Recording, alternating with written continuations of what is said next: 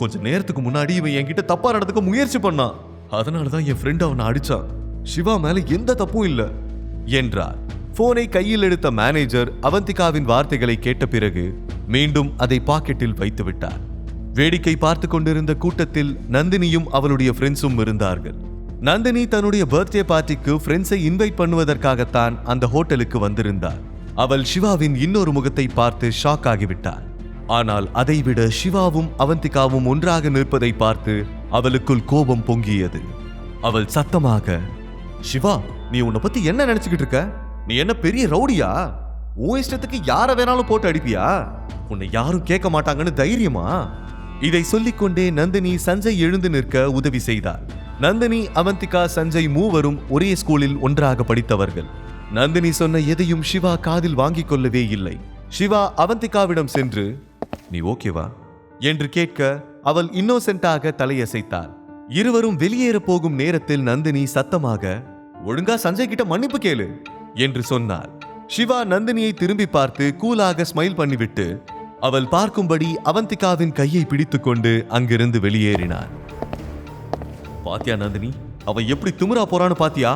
இதுக்கப்புறம் அவன் உயிரோடவே இருக்கக்கூடாது என்று சொல்லிக்கொண்டே சஞ்சய் தன்னுடைய போனை வெளியில் எடுத்து யாரோ ஒருவருக்கு டயல் செய்தான். ஹலோ அண்ணா, உங்களுக்கு ஒரு நியூ அசைன்மெண்ட் வந்திருக்கு. தாஜ் கோரமண்டலுக்கு உடனே உங்க ஆளுங்களை கூட்டிட்டு வாங்க. Action block is waiting for you என்று சொல்லிவிட்டு போனை வைத்தார். பிறகு நந்தினியை பார்த்து, இன்னும் கொஞ்ச நேரத்துல அவனோட திமிரெல்லாம் அடங்கிடும். என்ன நடக்க போகுதுன்னு வெயிட் பண்ணி பாரு. எதுக்கு என்கிட்ட வச்சுக்கிட்டோம்னா அவன் நினைச்சு வருத்தப்படணும் என்றான். அவனுடைய வார்த்தைகள் அவளுக்கு அரைகுறையாகத்தான் கேட்டது. நந்தினியின் கவனம் இப்போது ரூம் நம்பர் 27 தான் இருந்தது. அவந்திகா டென்ஷனாக அமர்ந்திருந்தார். சிவா எல்லாவற்றையும் பார்த்துக் கொள்வான் என்று அவளுக்கு தெரிந்தாலும் தன்னால் சிவா சிக்கலில் மாட்டிக்கொள்வானோ என்று பயந்தாள். அவள் சிவாவை நினைத்து வருத்தப்பட்டாள். என்ன அவந்திகா, ஏன் டென்ஷனா இருக்க?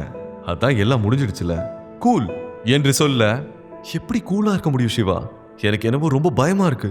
நம்ம உடனே இங்க இருந்து கிளம்புறதுதான் கரெக்ட்னு தோணுது. சிவா அவந்திகாவின் கை மீது தன் கையை பதித்து, உன் டென்ஷன் எனக்கு புரியுது. ஆனா நீ தேவையில்லாம கவலைப்படுற.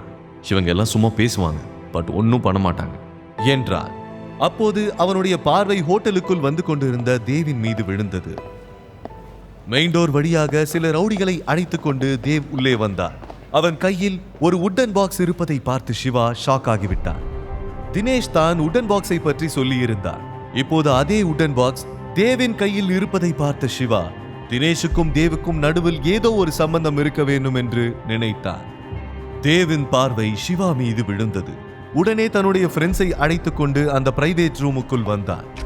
சிவாவை பார்த்த தேவ், இன்னைக்கு உனக்கு டைம் நல்லா இருக்குன்னு நினைக்கிறேன். நான் வேற ஒரு விஷயத்துக்காக இங்க வந்திருக்கேன். இல்லனா இந்நேரம் நீ என்ன ஆயிருப்பன்னு எனக்கே தெரியாது என்றான். ஆனால் சிவா கூலாக சிரித்தார். ஏனென்றால் சிவாவுக்கு நன்றாக தெரியும், அவன் வேறு ஒரு வேலை என்று சொல்வது அந்த உட்டன் பாக்ஸை சிவாவிடம் கொடுப்பதுதான். சிவா சிரிப்பதை பார்த்த தேவுக்கு ரத்தம் கொதித்தது. டேய், எதுக்குடா இப்ப சிரிக்கிற? நான் என்ன ஜோக்கா பண்ணிக்கிட்டு இருக்கேன்? உன் சாவு என் கையில தான்டா என்றான். அதுக்கு முன்னாடி நீ உயிரோட இருக்கணும்னு நினைச்சா எப்பவும் என்னை விட்டு ஒரு 10 ஸ்டெப்ஸ் தள்ளியே இரு என்றான். அதை கேட்ட தேவுக்கு மேலும் கோபம் தலைக்கேறியது. சென்னையில் இதுவரை யாருமே அவனை எதிர்த்து இப்படி பேசியதில்லை. அதனால் சிவாவை பார்த்த தேவின் முகம் கோபத்தில் சிவந்து விட்டது. தேவ் தன்னுடைய பாக்கெட்டில் இருந்த போனை எடுத்து யாரோ ஒருவருக்கு டயல் செய்தான். ஹலோ, அவன் இங்கதான் இருக்கான். நான் லொகேஷனை சென்ட் பண்றேன், சீக்கிரம் வாங்க என்றார். தேவின் வார்த்தைகளை கேட்டு அவந்திகா பதறிவிட்டார். ஆனால் சிவாவின் மனதில் ஒரே ஒரு கேள்விதான் ஓடிக்கொண்டிருந்தது. தினேஷுக்கும் தேவுக்கும் நடுவில் என்ன தொடர்பு என்று நினைத்து கொண்டிருக்க தேவ் அவனிடம், வரப்போறவங்க எல்லாம் சுத்த காட்டு மிராண்டிங்க, இன்னைக்கு உன்னை கொன்னு பச்சையா மென்னு சாப்பிடுவாங்க என்று சொல்லிவிட்டு சத்தமாக சிரித்தார். அதை பார்த்த அவந்திகா, தேவ் சிவாவிடம் மாப்ஸ்டர் அவினாஷின் அடியாட்கள் வந்து கொண்டிருப்பதாக சொல்லிக் கொண்டிருக்க அவந்திகா அதை கேட்டு பயந்து விட்டார். ஆனால் சிவா கேஷுவலாக, உன்னால என்ன ஒன்னும் பண்ண முடியாதுன்னு அடியாளுங்களை வர சொல்லியிருக்கியா? வர்றவங்க உயிருக்கு நான் கேரண்டி இல்லை, அதை இப்பவே சொல்லிடுறேன்.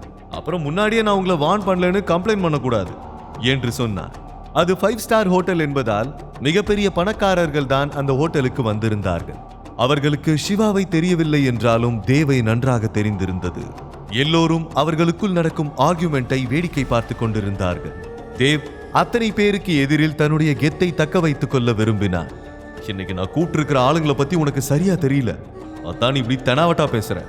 அவனுங்க உன்னை கண்டந்துண்டமா வெட்டி பீஸ் பீஸா போட்டுருவானுங்க என்று மிரட்டும் தொனியில் கூறினார். தேவின் வார்த்தைகளை கேட்ட பிறகு நந்தினியின் இதயம் வேகமாக துடித்தது. இன்று அங்கே மிகப்பெரிய சம்பவம் நடக்கப் போகிறது என்று நினைத்து திகிலோடு நின்றாள். அவந்திகாவும் இதை கேட்டு நடுங்க ஆரம்பித்து விட்டார். அவள் உடலில் திடீரென மின்னல் பாய்ந்தது போன்ற பயத்தை உணர்ந்தார். சிவா எப்படி சண்டை போடுவான் என்று அவளுக்கு தெரியும். ஆனாலும் கூட சிவா இது போன்ற ரிஸ்க் எடுப்பதை அவள் விரும்பவில்லை. சிவா ப்ளீஸ், நம்ம உடனே இங்கிருந்து போயிடலாம், எனக்கு என்னவோ ரொம்ப பயமா இருக்கு என்றவளுக்கு கண்கள் கலங்க ஆரம்பித்து விட்டது. இதுவரை கேஷுவலாக இருந்த சிவா அவள் கண்களில் கண்ணீரை பார்த்த பிறகு அவன் முகம் சீரியஸாக மாறிவிட்டது. சரி, இப்ப என்ன, இங்கிருந்து போகணும் அவ்வளவுதானே, சரி வா போலாம் என்று சொல்லிவிட்டு அவளை அழைத்துக் கொண்டு அங்கிருந்து வெளியேற நினைத்தான். ஆனால் அது அவ்வளவு ஈஸி இல்லை. அவர்களை சுற்றி ஒரு பெரிய கூட்டமே கூடியிருந்தது. அந்த கூட்டத்தை விலக்கிக் கொண்டு வெளியேற தேவ் அவனை பார்த்து சிரித்தார். என்னடா பயந்து ஓடுறியா?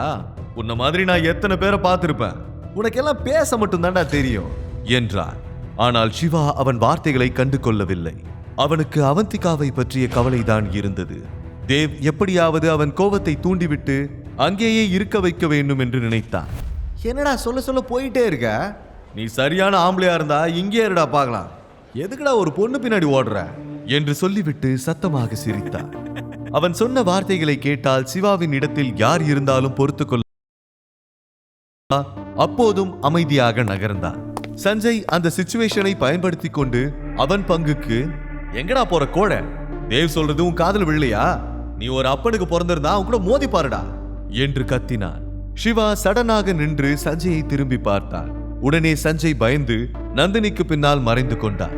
அவந்திகா அவன் கையை இறுக்கமாக பிடித்து வேண்டாம் என்பது போல தலையசைத்து, ப்ளீஸ் எனக்காக என்றார். அவந்திகா கவலைப்படுவது சிவாவுக்கு பிடிக்கவில்லை. அதனால் அவன் ரியாக்ட் செய்யாமல் அவளை ஃபாலோ பண்ணி சென்றார். இருவரும் வெளியில் வந்த பிறகுதான் அவந்திகா நிம்மதி பெருமூச்சு விட்டார். ஆனால் சிவாவால் நிம்மதியாக இருக்க முடியவில்லை. அவன் மனதில் வேறு ஒரு திட்டம் ஓடியது.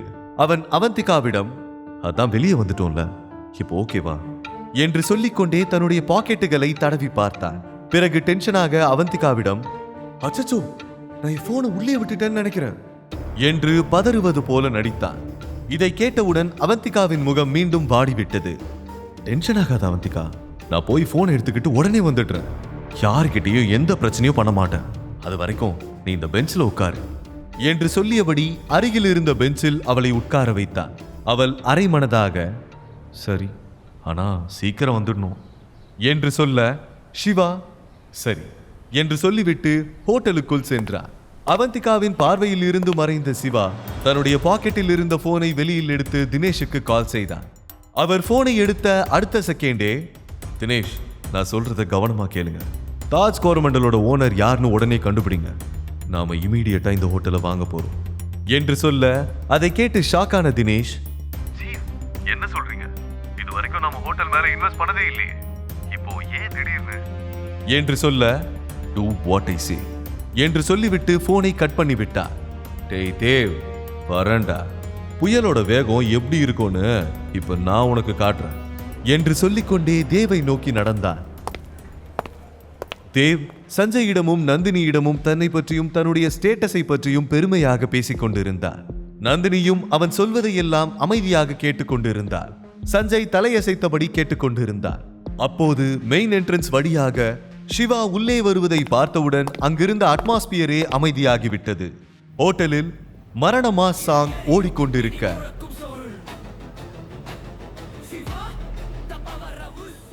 சிவா ஸ்டைலாக அவர்களை நோக்கி நடந்து வந்தான். சிவா அவர்களிடம், ஏன் எல்லாரும் சைலண்ட் ஆயிட்டீங்க என்று கேட்டு பின் தேவின் பக்கம் திரும்பினான். தேவ் சிரித்துக்கொண்டே, பாரா ஆடு ஒண்ணு தானா கசாப்பு கடையை தேடி வந்திருக்கு என்று சொல்லிவிட்டு சத்தமாக சிரிக்க சஞ்சயும் அவனோடு சேர்ந்து சிரித்தார். பிறகு சஞ்சய் தன்னுடைய போனை எடுத்து மீண்டும் யாருக்கோ டயல் செய்ய அதை பார்த்த சிவா, என்னாச்சு ரீச் ஆகலையா, என் போன் வேணுமா என்று கேட்டுவிட்டு தேவை திரும்பி பார்த்து, என்னாச்சு தேவ், நீ யாரையும் கூப்பிடலையா என்றார். அதை கேட்ட சஞ்சய் சிரித்துக்கொண்டே, ஒரே ஒருத்தனை அடிச்சிட்டா நீ பெரிய ஆள் கிடையாது தம்பி, கொஞ்ச நேரத்துக்கு முன்னாடி தான் உன்னை கொல்றத பத்தி ஒருத்தர்கிட்ட பேசிக்கிட்டு இருந்தேன். அவர் அடிக்கடி ஒன்னு சொல்லுவாரு, ஒவ்வொரு புல்லட்லயும் சாக போறவனோட பேர் எழுதிருக்கும்னு. இப்படி அவசரப்பட்டு வந்து மாட்டிக்கிட்டியேப்பா, கொஞ்சம் திரும்பி பாருக்கண்ணா, உன் மரணம் உன்னை தேடி வந்துகிட்டு இருக்கு பாரு என்றான். அதை கேட்டு சிவா மெயின் டோரை திரும்பி பார்க்க அவினாஷின் ஆட்கள் உள்ளே வந்து கொண்டிருந்தார்கள். அவினாஷ் இது போன்ற சாதாரண வேலைக்கு நேரில் வரமாட்டான். அதனால் சிவாவை அவன் சாதாரண ஆள் என்று நினைத்து தன்னுடைய அடியாட்கள் சிலரை மட்டும் அனுப்பி வைத்திருந்தார். அவர்கள் உண்மையாகவே காட்டு மிராண்டிகளைப் போல. முழு கதையையும் கேட்டு மகிழ பாக்கெட் FM ஏபி டவுன்லோட் செய்யுங்கள். லிங்க் டிஸ்கிரிப்ஷனில் கொடுக்கப்பட்டுள்ளது.